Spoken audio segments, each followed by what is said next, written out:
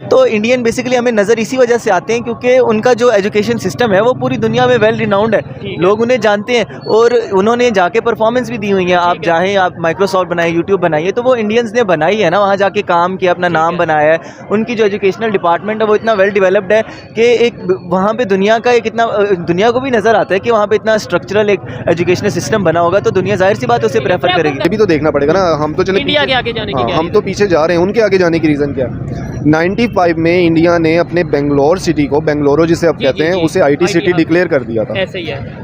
20-30 साल के अंदर उनकी $100 बिलियन से ज़्यादा उनकी एक्सपोर्ट्स हो चुकी हुई हैं। यहाँ पे आपकी आईटी की एक्सपोर्ट्स, हालांकि पाकिस्तानी स्टूडेंट, पाकिस्तानी ज़हीन कौम जो है वो सेकंड नंबर पे जहानत रखती है। कोई बंदे का खानदान बड़ा है तो उस बंदे को प्रेफर किया जाता है, इसलिए इंडिया को एक बड़ा मुल्क समझा जाता है क्योंकि वो डेवलप्ड है, पाकिस्तान से ज़्यादा डेवलप्ड है। नहीं, उसकी रीज़न ये है कि उधर आबादी ज़्यादा है, इसलिए आबादी ज़्यादा नहीं है, उसकी गवर्नमेंट पावरफुल है, उसकी गवर्नमेंट पावरफुल होने की वजह से उधर के लोगों को प्रेफर किया जाता है। ये भाई ने बोला उनकी गवर्नमेंट पावरफुल है, कैसे पावरफुल होगी? 1947 वो आज़ाद हुए, 1947 हम उनसे अलग हुए, मतलब। और अगर हम बाहर जाना चाहते हैं, हमने देखा है कि मोस्टली जो हमसे बाहर जाते हैं ना पाकिस्तान से, वो कोई स्किल के विदाउट एनी स्किल चले जाते हैं। ऐसे ही है। हमें चाहिए कि कोई स्किल सीख के जाए, वहाँ से पैसा लाएं, फिर यहाँ पे इन्वेस्ट करके अपना बिजनेस उसी स्किल पे डेवलप करें। 100%। अभी पिछले दिनों हम सुन रहे थे जी कि 72 अरब डॉलर जो हैं वो पाकिस्तान में गैर मुल्की सरमायाकारी आएगी। अगर इस्लामिक निज़ाम आ जाएगा, सूद का सिस्टम खत्म हो जाएगा, ये तो पहले नंबर पे हमें सारे बैंक बंद करने पड़ेंगे।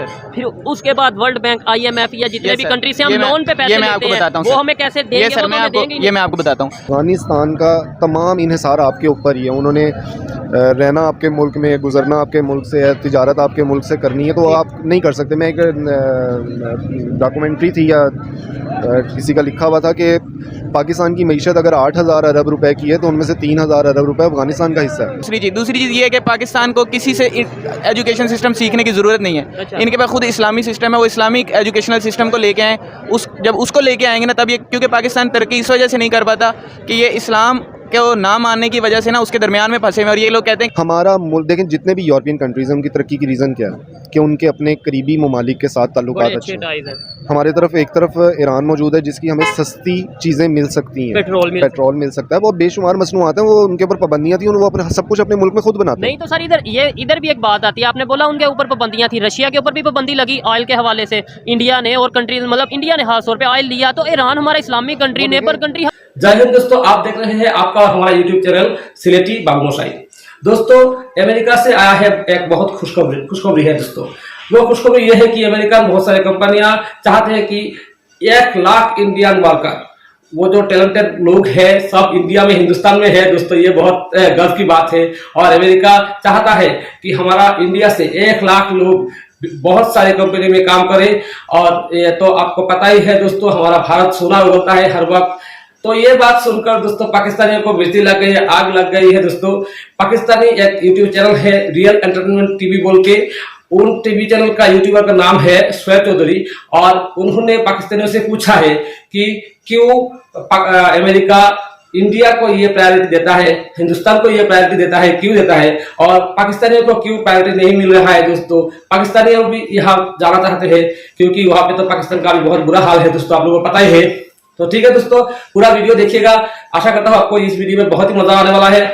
और अगर आप चैनल पे नए हैं तो चैनल को सब्सक्राइब कीजिएगा दोस्तों। अगर भारतीय है, भारत को प्यार करते हैं, तो वीडियो को लाइक जरूर कीजिएगा दोस्तों। तो चलिए शुरू करते हैं। पीछे कुछ दिन पहले की खबर थी कि इजराइल ने यह अनाउंस किया था कि भाई वो चाहते हैं कि तकरीबन 1 लाख इंडियन वर्कर्स को वो वीज़ा दें ताकि वो वहां पर आके जॉब करें, उनके साथ मिल के काम करें। अभी खबर ये आ रही है कि US भी ये चाहता है कि वो वहां पे जो एम्प्लॉयज़ हैं या वर्कर हैं वो इंडियन होने चाहिए। पाकिस्तान में भी बड़ी तादाद में बेरोजगारी बढ़ती जा रही है। पाकिस्तानी पब्लिक से बात करेंगे कि फॉरेन कंट्रीज़ में हमारी डिमांड उस तरीके से क्यों नहीं है जैसे नेबर कंट्री की है। फॉरेन कंट्रीज़ में हमें उस तरीके से जॉब्स क्यों नहीं मिल पाती। टॉपिक ये है कि US जैसे जो कंट्रीज हैं वो ये कह रहे हैं कि भाई हमें जो लेबर चाहिए या उनकी जो कंपनीज हैं उनमें वर्कर या उनकी कंपनीज को चलाने के लिए जो एम्प्लॉयज चाहिए वो इंडियंस चाहिए। पाकिस्तानी जो उनसे हैं बड़ी तादाद में बाहर जाना चाहते हैं, पैसे लगा के जाना चाहते हैं, लेकिन पाकिस्तानियों को उस तरीके से ना तो वो एक मैनेजिंग पोस्ट में जॉब दी जाती है, उन्हें ना ही जो उनसे वो अमेरिका का वीज़ा, US का वीज़ा ईजिली मिलता है। क्या रीज़न इसकी समझते हैं? इसके पीछे मुझे तो लगता है बेसिकली जो रीज़न है वो हमारा, एक तो जो हमने अपना नाम बनाया हुआ है दुनिया में, उसकी वजह से हो सकता है, क्योंकि हमने वहाँ जाके ऐसे कारनामे सर अंजाम दिए हुए हैं कि उनको ऑलरेडी पता है कि पाकिस्तानी जो है ना वो कोई ना कोई बीच में धोखा कर देंगे या कुछ इस तरह से फ्रॉडुलेंट कोई एक्टिविटी कर देंगे जिसकी वजह से ना उनको लॉस होगा, तो कंपनी को लॉस होगा। तो वो अपने लॉस को बचाने के लिए वो एक ऐसा लॉयल बंदा ढूंढना चाहते हैं बेसिकली, जिसको वो थोड़ा सा अगर वो किसी को पॉलिश कर रहे हैं तो वो उनके काम भी आए। ऐसा इंडिया की अगर बात करें वहाँ पे एजुकेशन सिस्टम बेहतर है, ये क्या वजह है कि दूसरे कंट्रीज जो है वो क्या चाहते हैं कि भाई इंडियंस आके काम करें, और बड़ी बड़ी जो सी अगर हम माइक्रोसॉफ्ट कंपनीज की बात करें, बड़ी बड़ी हम जो सी है वो इंटरनेशनल मल्टीनेशनल कंपनीज की बात करें, इंडियंस हमें नजर आते हैं। तो इंडियन बेसिकली हमें नज़र इसी वजह से आते हैं क्योंकि उनका जो एजुकेशन सिस्टम है वो पूरी दुनिया में वेल रिनाउंड है, लोग उन्हें जानते हैं और उन्होंने जाके परफॉर्मेंस भी दी हुई है। आप चाहें आप माइक्रोसॉफ्ट बनाइए, यूट्यूब बनाइए, तो वो इंडियंस ने बनाई है ना, वहाँ जाके काम किया, अपना नाम बनाया है। उनकी जो एजुकेशनल डिपार्टमेंट है वो इतना वेल डेवलप्ड है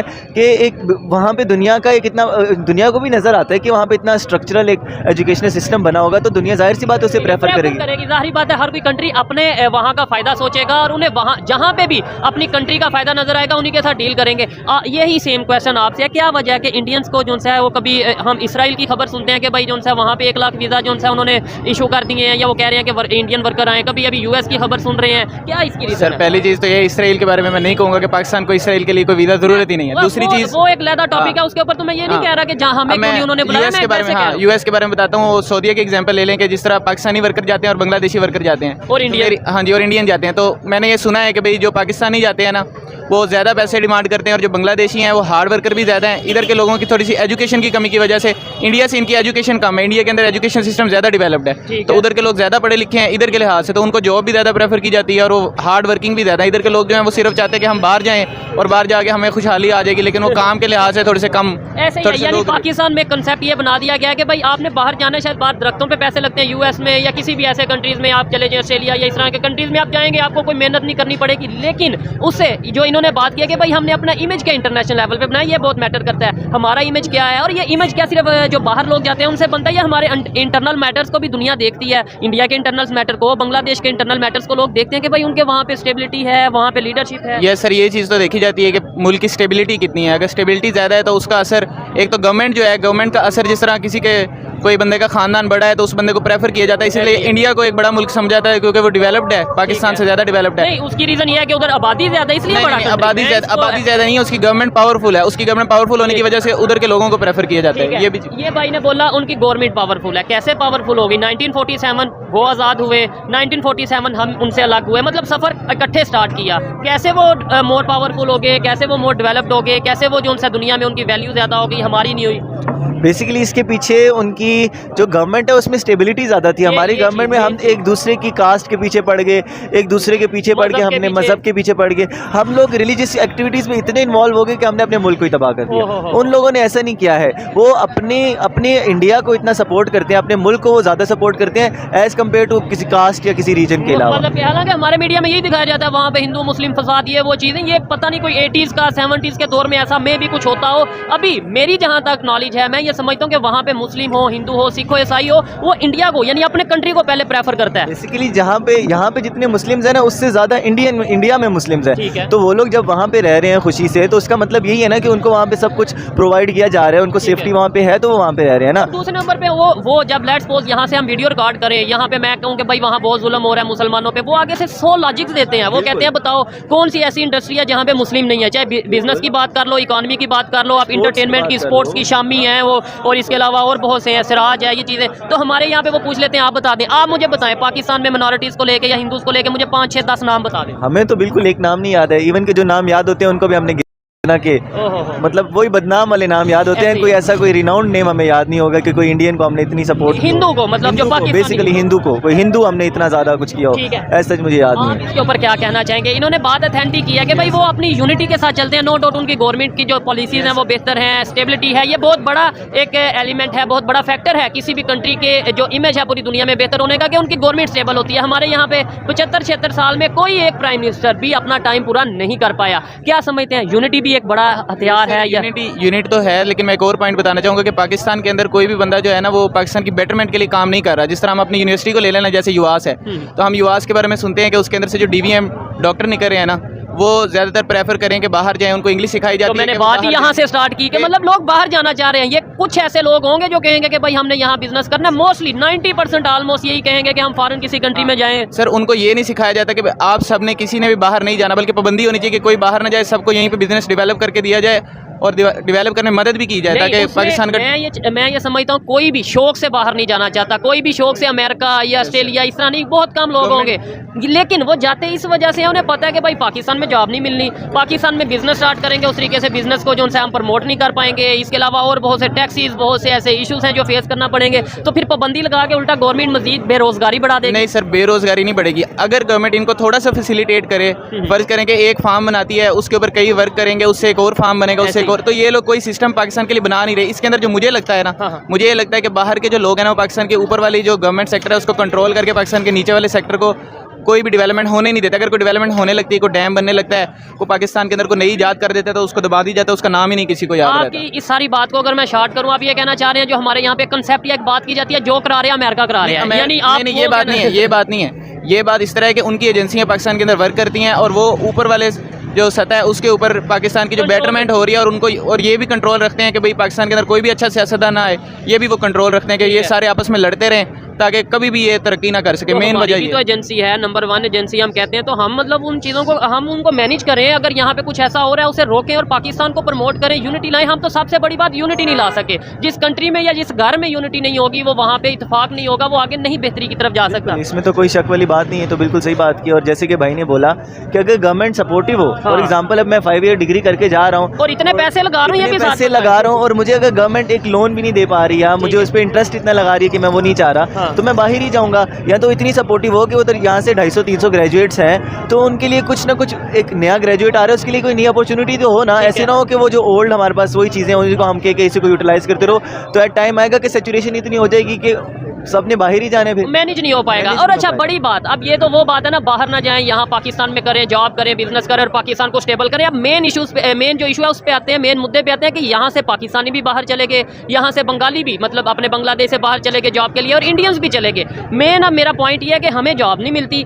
या हमें वो प्रेफर नहीं करते, उन्हें वो जॉब दे रहे हैं इंडियंस को। इसकी क्या लॉजिक है, इसका क्या हल है? मतलब ये अपने एजुकेशन सिस्टम को बेहतर करें या अपने जो उनसे कह लें कि अपने इखलाक को बेहतर करें, अपने रूल्स एंड रेगुलेशन को बेहतर करें। मुझे लगता है कि हमें डिसिप्लिन होना पड़ेगा थोड़ा सा। और अगर हम बाहर जाना चाहते हैं, हमने देखा है कि मोस्टली जो हमसे बाहर जाते हैं ना पाकिस्तान से, वो कोई स्किल के विदाउट एनी स्किल चले जाते हैं। हमें चाहिए कि कोई स्किल सीख के जाए, वहाँ से पैसा लाएं, फिर यहाँ पे इन्वेस्ट करके अपना बिजनेस उसी स्किल पे डेवलप करें। 100% तो हम लोग विदाउट एनी स्किल जाते हैं और फिर कहते हैं कि वहाँ जाके सीख लेंगे, कुछ कर लेंगे, फिर वहाँ पे हमें मजदूरी, वहाँ पे जाके हम टैक्सी चलाते हैं या हम पंप पे जॉब करते हैं या इस तरीके से और भी कुछ ऐसे काम है जो करते हैं जो मैं नहीं जिक्र करना चाहता। इनकी बात से एग्री करते हैं कि हमें स्किल, और ये मैं समझता हूँ इंडिया वाले ऐसा करते हैं, वहाँ पे वो पहले मेन चीज़ यही है मेरे ख्याल में कि स्किल्ड पाकिस्तान से लोग बहुत कम जाते हैं, और इंडिया के अंदर वही मैंने आपको बताया कि एजुकेशन बहुत हाई है, तो उनका जो ज़्यादातर बंदे जाते हैं वो एजुकेटेड होते हैं, उसके अंदर स्किल्ड होते हैं। यस सर, स्किल्ड होते हैं, तो उनको जॉब भी जल्दी मिलती है। और वैसे डिसिप्लिन भी एक इसके अंदर आ जाता है कि पाकिस्तान के लोगों के अंदर डिसिप्लिन भी आजकल बहुत ख़राब हो गया। उसकी क्या वजह है? मतलब उसमें भी क्या मैं मतलब हम ये कहते हैं कि गवर्नमेंट जिम्मेदार है, या उसमें तो हमारी अपनी गलती है ना? अगर हम बेईमानी करेंगे, फ्रॉड करेंगे, झूठ बोलेंगे, तो उसमें भी गवर्नमेंट जिम्मेदार है। यस सर, एक हद तक गवर्नमेंट जिम्मेदार है। सिस्टम जो ऊपर से सिस्टम है ना, वो सिस्टम नीचे तक आता है सर, सिस्टम का असर पड़ता है। मैं ना, तो मुझे कोई कहता है कि तुम्हें तुम्हारी यूनिवर्सिटी में मुझे दाखिला चाहिए, तो भाई वो मुझे कह रहा होता है कि यार कोई मेरी बात करवा दो, कोई जुगाड़ लगा हाँ, कोई कॉन्सेप्ट ही ये बन गया कि भाई कोई सफारिश के बगैर तो कोई बंदा बात करता ही नहीं है, कि हर कोई कहता है कि भाई मेरी इधर सफारिश करवा दो इधर। तो मैं मतलब सफारिश के बिल्कुल खिलाफ हूँ कि सफारिश वाला सिस्टम होने, तो नीचे तक ये सिस्टम आ गया, ऊपर से चलता है नीचे तक आता है कि हर जगह सफारिश है। इसी तरह करप्शन ऊपर से नीचे। यहाँ से जब हम बाहर जाते हैं हमारे माइंड ऐसे ही सेट हुआ होता है, हम वहाँ पे जाके ये काम करते हैं। काफ़ी हद तक बात भाई ने ठीक किया कि भाई जैसी हमारी गवर्नमेंट होगी, जैसे हमारी गवर्नमेंट की पॉलिसीज़ होंगी, जैसी हमारी गवर्नमेंट का इमेज होगा, वैसे ही हम करेंगे और फॉरेन में हमारी वैसी इमेज होगी। बात को वाइंड अप करते हैं। बड़ा अच्छा लगा इन दोनों से बात करके, मतलब स्टूडेंट हैं, यूथ हैं और पॉजिटिव सोच रखते हैं और चीज़ों को जानते हैं कि भाई दुनिया में दूसरे कंट्रीज, नेबर हो या कोई भी कंट्री हो, वो अगर डेवलपमेंट की तरफ जा रहा है तो उसे अप्रिशिएट करने की जरूरत है, सीखने की जरूरत है। हमारे यहाँ पे तो ये कंसेप्ट भी दे दिया जाता है कि भाई इंडिया की तो बात ही ना करो, यानी वो हर चीज़, गाने उनके सुन लो, टिकटॉक तो वो यूज़ नहीं करते, मूवीज़ उनकी देख लो आप, उनकी मतलब ये है कि उनके जो उनसे हीरोज़ हैं या जो भी उनके अपना वो सेलिब्रिटीज़ हैं उन्हें फॉलो कर लो, लेकिन उनकी बात एजुकेशन में ना करो, मुकाबला ना करो। आप मुकाबला करोगे आप गद्दार हो जाओगे कि आप इंडिया का नाम क्यों ले रहे हो? बस यही तो हमारे यहाँ भी बात आती है ना कि हमारे जो बड़े हैं वो नहीं चाहते ऐसा हो ना, क्योंकि डीप इनसाइड तो हर बंदा चाहता है कि हम भी, हमारा एजुकेशन सिस्टम भी बेटर हो, सीखें, गवर्नमेंट भी बेटर हो, हम भी स्किलफुल हो, लेकिन वो हो नहीं पाता क्योंकि हर कोई तो करप्शन खाने में लगा हुआ है, हर कोई अपनी अपनी जेब भरने में मसरूफ है। हम बिल्कुल बिल्कुल अपना माइंड साफ नहीं करेंगे, मुल्क के लिए नहीं सोचेंगे तो कुछ नहीं होगा। ठीक है, आप इस सवाल का क्या जवाब देंगे, उसके बाद फिर आगे किसी और से बात करते हैं। मुझे बताएं क्या वजह है, इंडिया की मूवीज देखते हैं, ईमानदारी से बताइएगा, मतलब ये पाकिस्तान में मोस्टली देखी जाती हैं? यस सर, कभी देख लेते हैं। ठीक है, गाने भी हम यहाँ उन्हीं के ज़्यादातर सुनते हैं। फिर उनका एजुकेशन सिस्टम को क्यों नहीं देखते, उनकी इकोनॉमी को क्यों नहीं देखते, उनकी फॉरेन पॉलिसी को क्यों नहीं देखते? वहाँ पे अगर कोई बात करता है अगर मेरे जैसा, तो वो ये कह दिया जाता है कि यार ये तो देखो उनकी तारीफ कर रहा है। सर पता है क्या है, एक तो इंडिया के ऊपर क्रिटिसिज्म जो है ना वो बनता है इस वजह से नहीं है क्योंकि हमारे बहुत सारे और भी दुश्मन हैं, और वो जो है ना वो हमें इंडिया के साथ उलझाते रहते हैं ताकि पाकिस्तान इंडिया के साथ ही उलझा रहे। ऐसा ही है। दूसरी चीज़ ये है कि पाकिस्तान को किसी से एजुकेशन सिस्टम सीखने की ज़रूरत नहीं है। अच्छा। इनके पास खुद इस्लामी सिस्टम है, वो इस्लामिक एजुकेशनल सिस्टम को लेके आए, जब उसको लेके आएंगे ना तब ये, क्योंकि पाकिस्तान तरक्की इस वजह से नहीं कर पाता कि ये इस्लाम के वो ना मानने की वजह से ना उसके दरमियान में फंसे हुए, और ये लोग कहते हैं कि हम इस्लाम की वजह से तरक्की नहीं कर रहे, ना उधर के। हाँ, अच्छा, तो फिर यानी पाकिस्तान बना किस नाम पे, ला इलाहा इल्लल्लाह मुहम्मदुर रसूलुल्लाह, पाकिस्तान का ये मतलब है। लेकिन पाकिस्तान में मैं बहुत से प्रोग्राम में कह चुका हूँ कि ना तो बैंकिंग सिस्टम जो है वो इस्लाम के मुताबिक है, इसके अलावा हमारा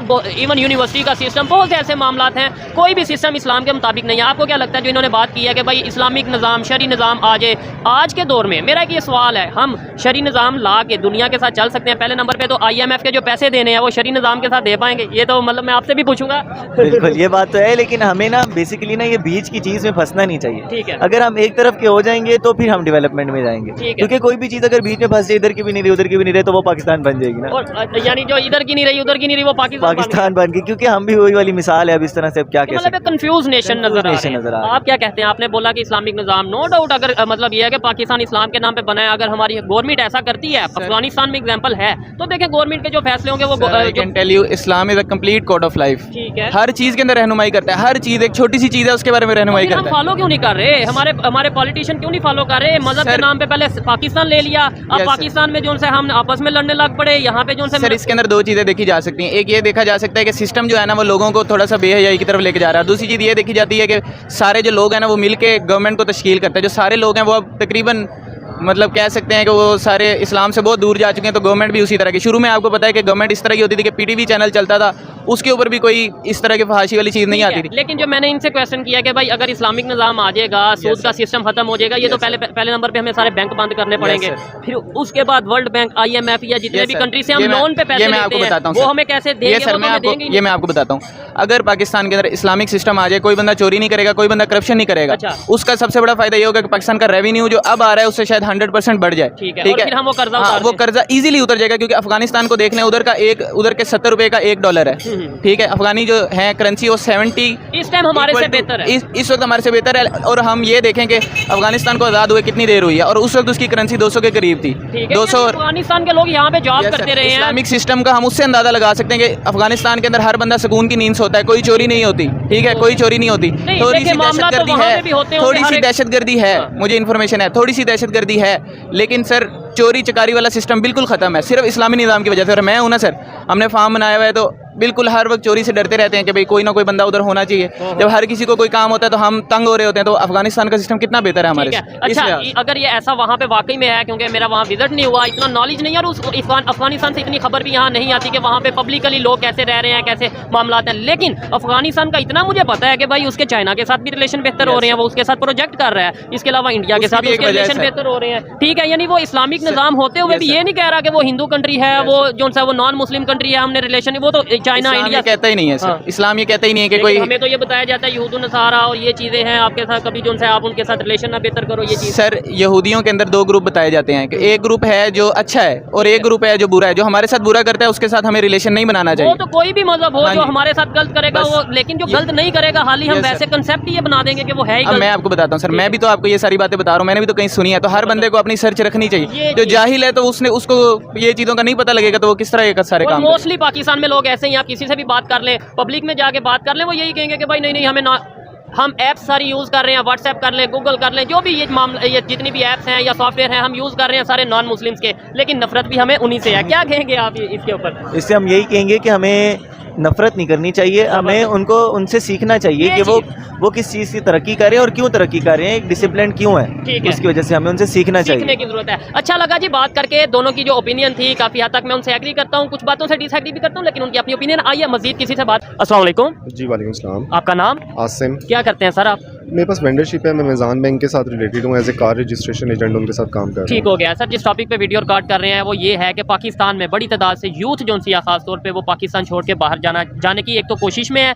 जाना चाह रही है और जा भी रहे हैं, कुछ लीगल वे में, कुछ इलीगल वे में, डंकी वगैरह के थ्रू। लेकिन वहाँ पे अब इशू ये आ रहा है कि अगर यूएस की बात करें, वो लोग हमें वीज़ा नहीं आसानी से दे रहे, वो लोग प्रेफर कर रहे हैं दूसरे कंट्रीज़ को, कि वो मतलब दूसरे कंट्रीज़ लाइक अगर इवन हमारे से ज़्यादा बांग्लादेश या इवन इंडिया की बहुत ज़्यादा जो है वो डिमांड है इंडियन जो से वहाँ पे वर्कर या एम्प्लॉयज़ हैं। क्या कहना चाहेंगे इसके ऊपर? ब्रॉड स्पेक्ट्रम आपने क्वेश्चन किया, इसके मुख्तलिफ जवाब मैं दे सकता हूँ, लेकिन सबसे पहले हम स्टार्ट ये करते हैं कि पाकिस्तान में इस वक्त जो है ना वो जॉब अपॉर्चुनिटीज़ नहीं है, ठीक है, नई इंडस्ट्री नहीं लग रही।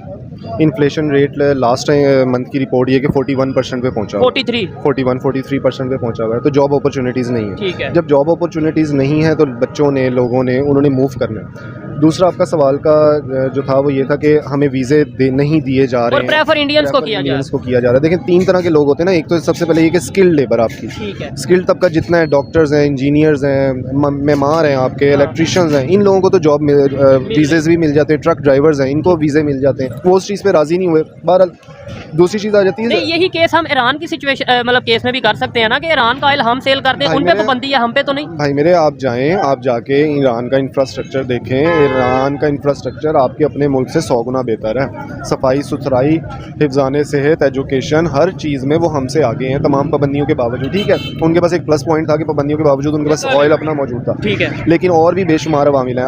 एक तरफ हो गया आपका ईरान, जिसके साथ आपकी खुली ट्रेड नहीं है, ठीक है। दूसरी तरफ आगे आ गया आपका अफगानिस्तान, जिसके साथ आपका इशू ना ख़त्म होने वाले हैं, क्योंकि अफ़गानिस्तान का तमाम इन्हिसार आपके ऊपर ही है। उन्होंने रहना आपके मुल्क में, गुजरना आपके मुल्क से है, तिजारत आपके मुल्क से करनी है, तो आप नहीं कर सकते। मैं एक डॉक्यूमेंट्री थी या किसी का लिखा हुआ था कि पाकिस्तान की मईशत अगर 8,000 अरब रुपए की है तो उनमें से 3,000 अरब रुपए अफगानिस्तान का हिस्सा है। अफगानिस्तान जुड़ा हुआ है आपके साथ। इलामा इकबाल ने कहा था कि अफगानिस्तान में अमन होगा तो वस्त एशियाई रियासतों तक अमन होगा। ऐसे ही है। तो जब अफगानिस्तान के हालात ख़राब होंगे तो वस्त एशियाई रियासतें भी तरक्की नहीं कर सकती। हमने बेहतरीन मौका गंवा दिया। अभी ये सवाल नहीं मैं करूँगा, क्योंकि आज हम सवाल कर रहे हैं यूथ के हवाले से। ये सवाल नहीं करूँगा कि पाकिस्तान अफगानिस्तान में अमन किसने ख़राब किया। ये किसी दिन फिर कोई टॉपिक रखेंगे जो मतलब अफगानिस्तान में वार की सिचुएशन रही, पाकिस्तान का क्या रोल रहा। लेकिन अच्छा आगे 2 साइड होगी, फिर अफगानिस्तान से आगे तीसरा चाइना है, जिसको चाइना को खुद समझ नहीं आती कि यार हम इनको पैसे देना चाहते हैं, हम इनके मुल्क में इंडस्ट्री लगाना चाहते हैं, ये रोज़ ही एक नई चीज़ निकाल देते हैं। ठीक है, बनाना हो तो ये आप 1.5 महीने के अंदर एक पुल बना के ख़त्म कर देते हैं, और अगर ना बनाना हो तो 8.5 साल के अंदर आप एक सड़क नहीं मुकम्मल कर पाते। गेम चेंजर मनसूबा आप उसको चला ही नहीं पा रहे हैं, क्योंकि आपकी नीयत नहीं है। वल्लाह आलम आप क्या करना चाहते हैं। और खैर से जो इधर बैठा हुआ है वो हमारा अजली अबदी दुश्मन बैठा हुआ है, लेकिन उनके आगे जाने की रीज़न क्या है ये भी तो देखना पड़ेगा ना। हम तो चले इंडिया के आगे जाने की क्या हम तो पीछे जा रहे हैं, उनके आगे जाने की रीज़न क्या है। 95 में इंडिया ने अपने बेंगलोर सिटी को, बेंगलोरो जिसे आप कहते हैं, उसे IT सिटी डिक्लेयर कर दिया था। ऐसे ही है। 20-30 साल के अंदर उनकी $100 बिलियन से ज़्यादा उनकी एक्सपोर्ट्स हो चुकी हुई हैं। यहाँ पे आपकी IT की एक्सपोर्ट्स, हालांकि पाकिस्तानी स्टूडेंट, पाकिस्तानी ज़हीन कौम जो है वो सेकंड नंबर पे जहानत रखती है, लेकिन पाकिस्तान की एक्सपोर्ट अभी तक $7 अरब पे पहुँची है। इतना फ़र्क है। और इसमें सर्विसेज भी शामिल हैं। $7 बिलियन में सर्विसेज भी शामिल हैं। अगर इसी एक सेगमेंट को गवर्नमेंट ऑफ पाकिस्तान इस पर तवज्जो देना शुरू कर दे तो यही सेगमेंट जो है वो, चले हम नहीं कहते कि यार वो ठीक है 1.25 अरब की आबादी है, वो $100 बिलियन कर सकते हैं, तो हम भी जनाब तो 25-30 अरब डॉलर तो हम भी कर सकते हैं ना। सारा पाकिस्तानी बाहर बैठा हुआ है, जितना आपका एलीट क्लास का डॉक्टर है अमेरिका के अंदर बैठा हुआ है, वो पाकिस्तान के कर्जे उतार सकते हैं, हेल्प कर सकते हैं। मैं नहीं कहता इश्यूज है ना, मतलब वो कहते हैं कि इस गवर्नमेंट को हम पैसे दें कि वो पाकिस्तान के कर्जे उतारे। पहले 1-2 दफा ऐसी स्कीम भी चली है कि भाई पाकिस्तान को का कर्जा उतारना है, जितने भी ओवरसीज हैं पैसे दे, या पाकिस्तान से लोग आप उनको मुश्किल वक्त में आवाज़ दे देते हैं। वोट डालने का वक्त आता है तो आप कहते हैं पाकिस्तानी नहीं, आप पाकिस्तान के प्रॉब्लम्स नहीं समझते हैं। जब आपका एक मिनिस्टर बैठ के ऐसे अल्फाज कहेगा तो वो क्या पाकिस्तान पे ट्रस्ट करेंगे, कैसे पैसा। बहुत शुक्रिया आपके टाइम का, आपने जो ओपिनियन दी मैं उसे काफ़ी हद तक एग्री करता हूँ। और ये चीज़ें मैं समझता हूँ पाकिस्तान की यूथ को, नौजवानों को इल्म होना चाहिए, नॉलेज होना चाहिए, बजाय इसके कि हम ये डिस्कस करें कि इमरान खान कब जेल से वापस आएंगे, नवाज शरीफ कब वापस लंदन से आएंगे या लंदन जाएंगे, नेक्स्ट गवर्नमेंट किसकी आएगी। अभी पूरी दुनिया में इस टाइम क्या चल रहा है, हमें उसके ऊपर गौर करने की जरूरत है। नेबर कंट्री कहाँ से कहाँ चला गया, हम उसके ऊपर बात नहीं करते, सिर्फ इसलिए कि भाई नहीं दुश्मन की तो बात नहीं करनी। और भाई दुश्मन वाला कंसेप्ट एक तो आप हमें अपने माइंड से निकालने की जरूरत है, सीखने की जरूरत है, चाहे इंडिया हो, चाहे अफगानिस्तान हो, चाइना हो, ईरान।